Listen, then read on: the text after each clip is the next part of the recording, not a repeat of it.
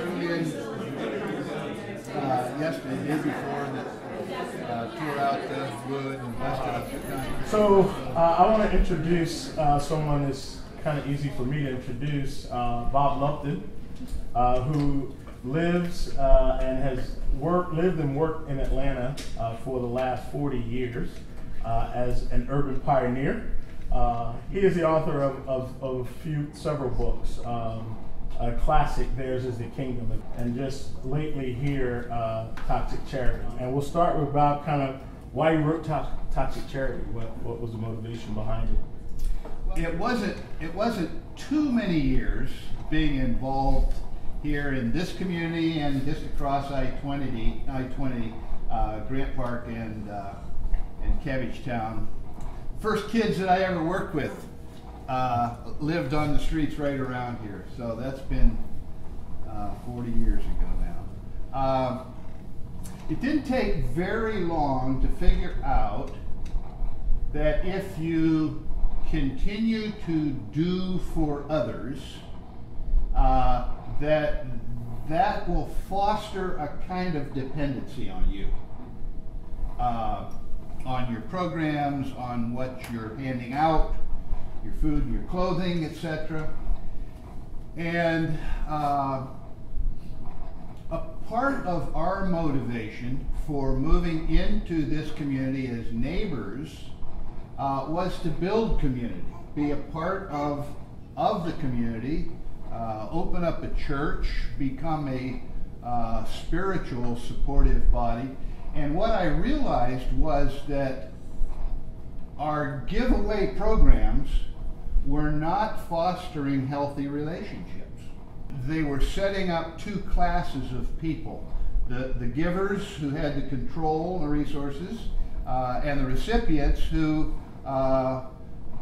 were objects of our pity, even though we wanted to say we're all in this together.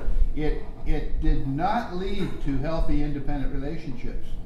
And so the more I was involved in this process as a resourced person, the more I realized that the effects of that kind of charity were unhealthy.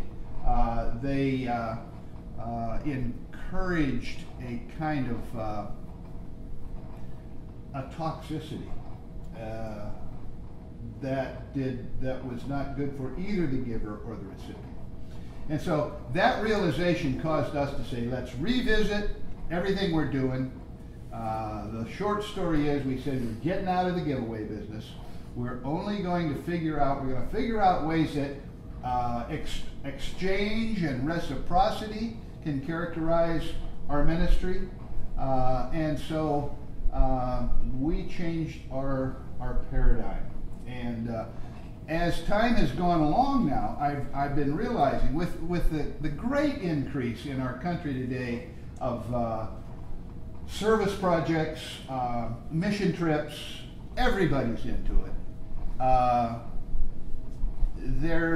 It's an unexamined industry. And so my purpose for writing Toxic Charity was to take the lid off of that and say, let's look at what we're doing, friends, and find better ways of relating to those with less resources. So that's my motivation behind Toxic Charity. Bob, in Toxic Charity, you combine mercy and justice. Can you talk a little bit about that combination and why that's important? Yeah, when we moved into the community, I would say we were heavy into mercy ministries. It was feeding, clothing, counseling, binding up the broken. And so I think we're doing mercy ministries pretty well. But what I noticed in our community was that increasingly folks were getting priced out of the market for housing.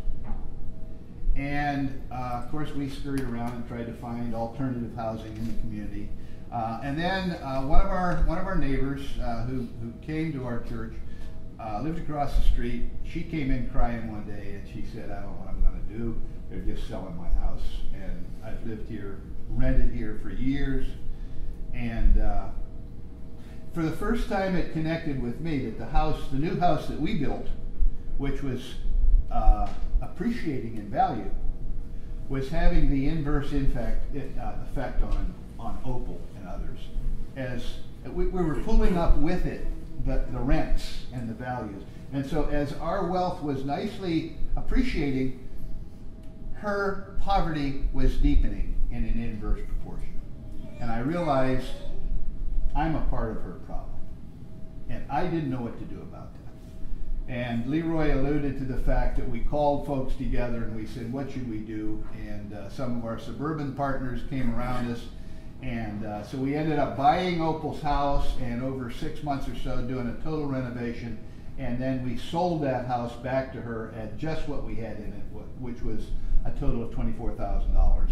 That meant that her house payment was less than her rent was, and she had ownership in it. So now as my property value is going up, so is Opal's. It's an issue of justice. It's an economic system that benefited those of us with resources, but it worked to the disadvantage of those who did not have resources. And that was my first real encounter with the injustice that an economic system can bring upon the vulnerable of a community. And so I realized justice and mercy just have to go together. You know that the old prophet Micah, who said, this is what the Lord demands of you, that you love mercy and do justice and walk humbly with your God. Those two things have to fit together if it's going to be a complete gospel. So it's not only high touch, but it's also impacting systems that impact the lives of the poor. Wow. So here's where justice and mercy first joined up in my thinking. Huh. Well, a hot topic around toxic charity is definitely short-term missions. It may be in here as well. So let's. You want to take the lid off of that one? Let's dive into Can we dive into it? I mean, that's the question that's sitting here, right? You know. One of our staff was recently at a conference in Africa talking about education. And one of these African women, not an educator, was listening to the conversations about mission trips that got into that. And she said, you know, I never understood why Americans love to paint so much. And she said, in my village, whenever the Americans were coming, they'd let us out of school and say, go out and get mud and stones and mess up the outside of the school building. Because the Americans are coming and they love to paint. You've got to get something for those Americans to do and feel good about it. Is what we're doing on those mission trips actually having significant value? Is it important to the people that we come to serve? Recently talking with a guy that just came back from Haiti, group of mission trippers there, and they were aghast at seeing all these women with little babies that were wrapped in rags and newspaper. And their hearts were so touched, and they went and bought a bunch of blankets so that these moms could have clean, warm blankets for their babies. And they distributed them to them. A day or so later, when they came back, along the street, those blankets were being sold by merchants all along the street.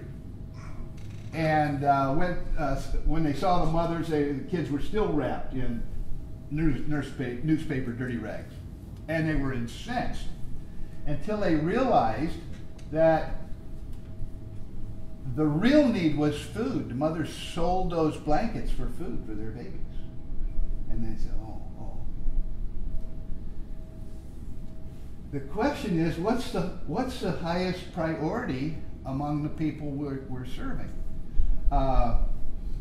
And can it be done, can our service be done in a way that makes them stronger, empowers them, as opposed to makes them more dependent on charity and weaker.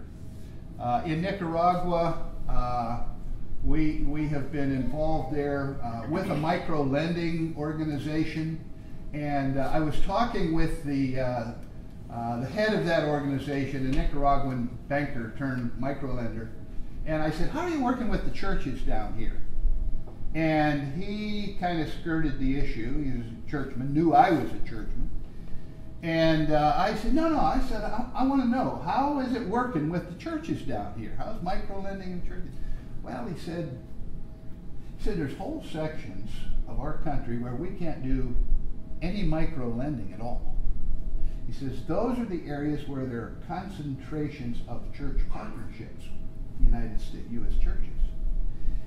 He said, the people say, why would we want to borrow money when it's given to us? Why would we want to borrow money to build our church when they come in and give us the money and do the labor for us? He said they're turning our people into beggars, even though on the surface it feels so warm, and the relationship seems so genuine. A relationship that's built on need it ends up in pathology.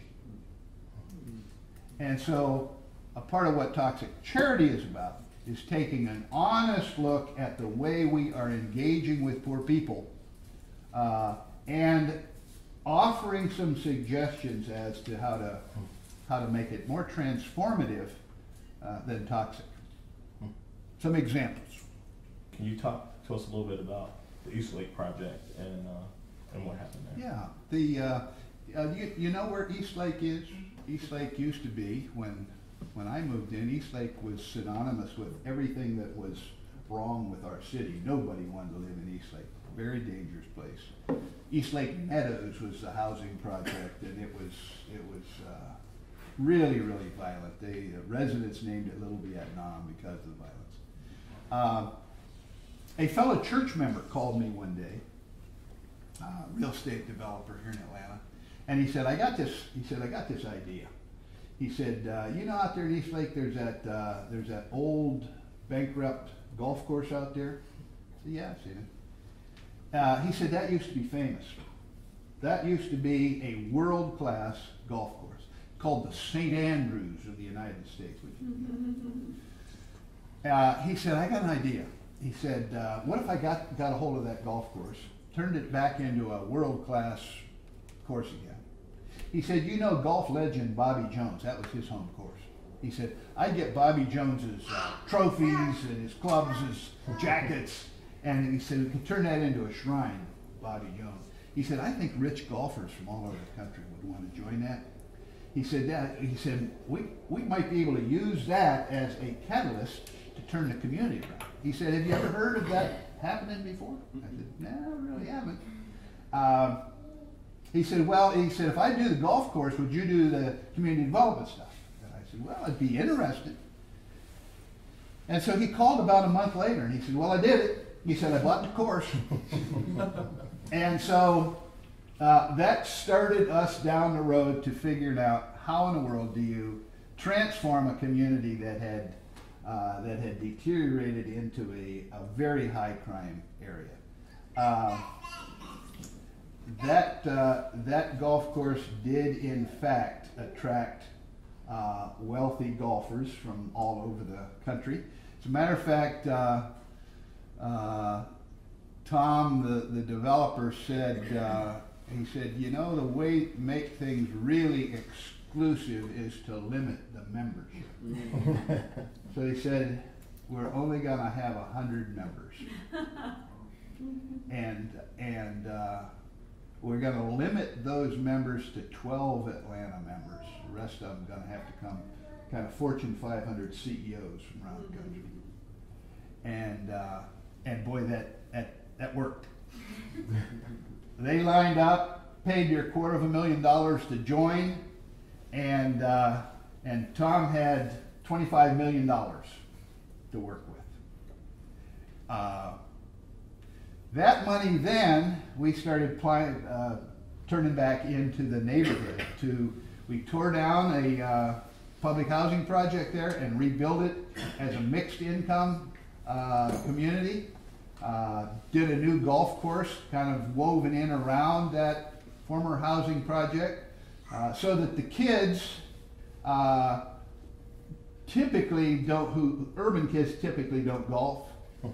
And when we were trying to do this deal, it got pretty political, though. The moms were saying, in the project, the moms were saying, we're not interested in this golf course. They said, our kids play basketball, we don't golf. And Thomas said, yeah, but all of the black athletes golf, you know. Michael Jordan, he golfs, and he goes down the list. He's losing the issue. Until at that very moment in history, a young kid by the name of Tiger was playing in Augusta. And everybody was saying, where did this kid come from? He is knocking the top off of this white man's sport. It's never going to be the same again. He's out driving everybody. And for the first time in the projects, all the kids are glued to the TV to watch golf. And Tiger, of course, did. He just smashed the top out of that game. And then the kids were saying, could we have a golf course? And Tom said, yeah, and we'll get Tiger to come in here and give you instructions. Well, the deal was done. It's just kind of a convergence of coincidences that nobody could line up. It was like the fullness of time has come. And so that was the beginning of a total community transformation where rich and poor and white and black living together as neighbors ignited new economic life. The area needed a grocery store, a decent grocery store, very badly. Well, with that kind of new energy in the community, Publix said, yeah, we would be interested in coming in here. And they did open up just a brand new supermarket right across from what was formerly the projects. A charter school, Atlanta's first charter school, because the quality of education for all of our kids has to go up in East Lake. And it did. Amazingly, within 2 years, it was performing from dead last to the top third of Atlanta schools. So it was an amazing transformation project of community development, community rebuilding. So if you drive through East Lake today, you'll see a very different community. You use the term community development. Can you explain a little bit about community development? Once we were doing something successful, other communities wanted it. For example, our work with kids from the juvenile court that lived in this neighborhood. Other juvenile courts said, could we start a program like that here? Would you help us? And before long, we were spread out clear over a 5-county area in metropolitan Atlanta doing the same kind of program with courts.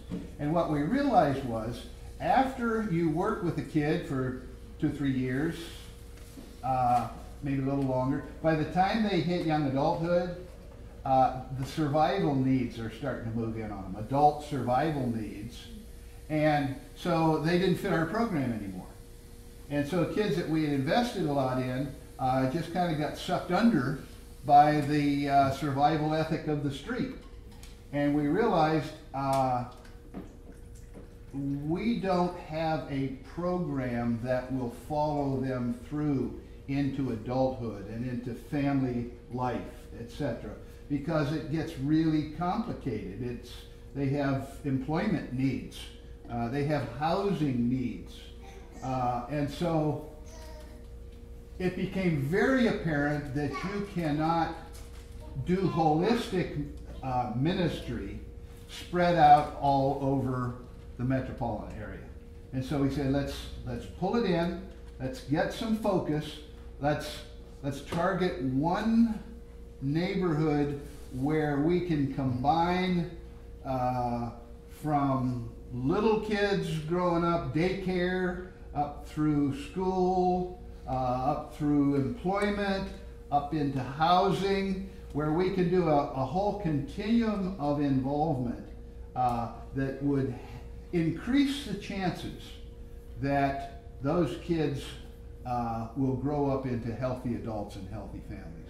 And so we narrowed our focus into a particular community and realized that with that kind of focus, you can get some traction.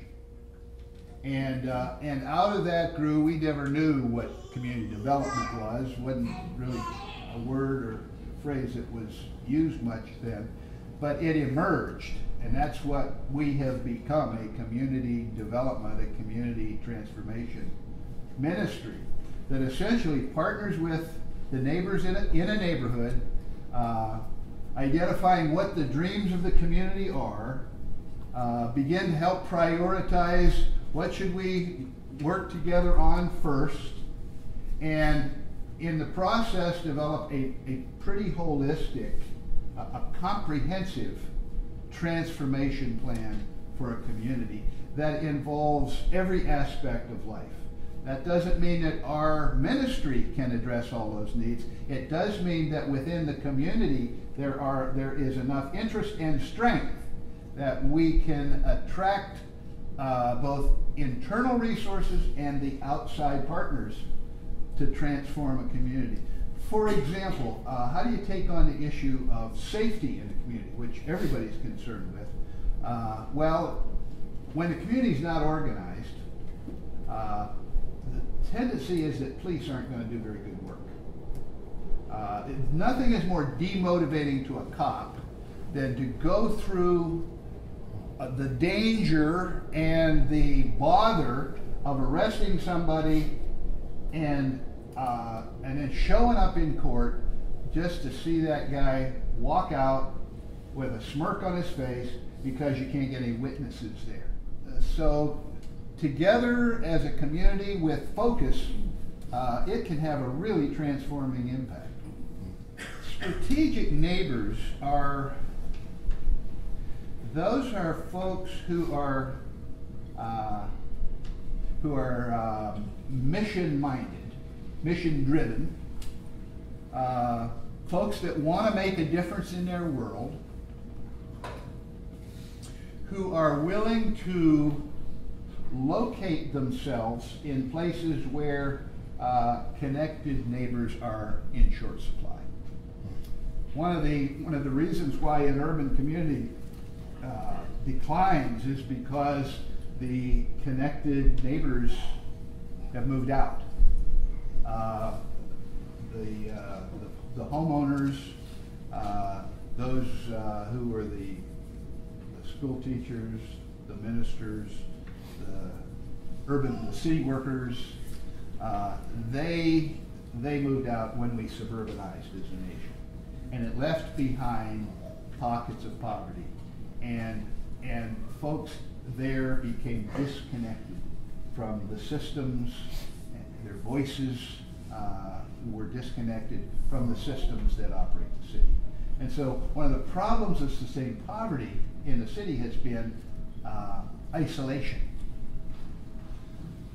To bring isolation to an end, to reconnect a community, you need connected people that have access to the systems to become neighbors.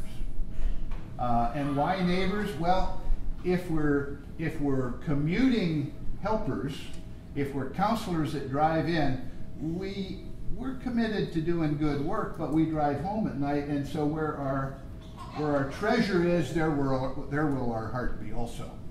So where our house is, where our kids are growing up, that's where we're really invested. And so if you become a neighbor, you have a strategic impact on the neighbors around you. When we moved in, all of us immediately, the two elementary age boys, immediately we were engaged in the educational system in the community. That was a decision we had to make right away. And so we went to the school principal and said, let's see the test scores. They were awful, 29th percentile. And we said, if we enroll our kids here, can we be involved in the school? And can we bring friends in? And he said, how many and how soon? He said, we need all the help we can get here. And so we did. You know, we got volunteers to come in, do tutoring, help get the PTA organized and energized again. Teachers said we spend a disproportionate amount of our time controlling unruly children. Control, a huge issue. And he said, if you could help us with that somehow. So we said, well, we recruited a school teacher to join with us. And she went to the teachers and said, identify the kids that you're having trouble with, your behavior problem kids, and we'll pull them out of the classroom. And we'll take them down to the church, you know, right down the block. And we'll do a morning program of academics and an afternoon program of fun, and we'll be a club. And the principal said, this is wonderful. Take them down to your church. And in fact, that freed the teachers up to be able to teach more effectively. And those kids with individualized attention, they could, you know, they came back up to grade level and beyond. Were then, you know, the following year, 2 years, being able to integrate back into the school situation, the classroom. But we saw the standardized test scores go from the 29th percentile to the 71st percentile in the 5 years that our kids were there. Very little change in the demographics. But it reminded me of that parable about the leaven in the loaf. Little leaven causes a whole loaf to rise.